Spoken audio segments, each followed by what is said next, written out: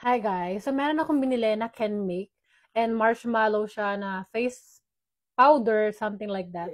And tawag dito, Can Make siya na brand. Kung alam niyo yung Can Make, maraming mga mura doon ng mga cosmetics, like yung mga lipstick, ganyan, mura lang dyan. And ito, sorry. So bumili ako nito, marshmallow siya and number 2. Ayan, open natin. Ay, sorry. Ay, sorry. So meron siya instruction dito na dito daw siya bubuksan. Wait.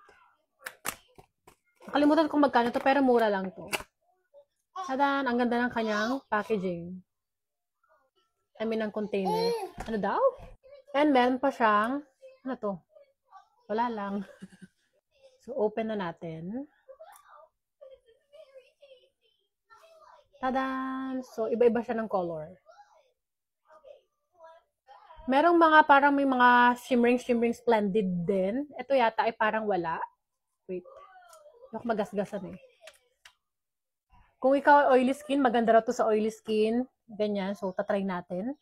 So, ngayon, wala naman akong kahit anong makeup. Meron akong lipstick lang na blush on. Hindi naman kasi ako pala makeup o palalagyan ng mga face powder. So, tatry ko siya.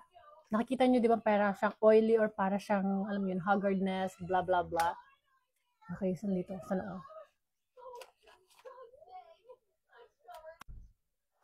Wow, natakpan naman siya, di ba? Kita nyo? Ito medyo parang oily pa. Dito naman.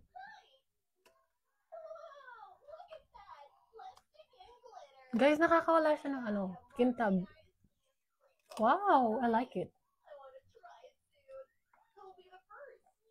Uy, guys, nakakaalis siya talaga ng kinang. O, di ba? Kita nyo to? Wala siyang ganito. Hindi ko pa nalalagyan dito, pero look.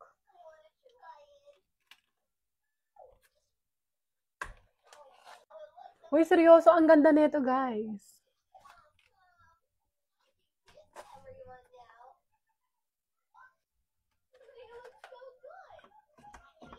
Di ba? Fresh ulit. Nakita niyo ba yung difference? Hindi ko lang sure kung nasa 700 to, 800 or 1,000 plus, pero mura lang siya, guys. Ayan, ang cute na, di ba? Oh. Di ba? Hindi na ako haggard.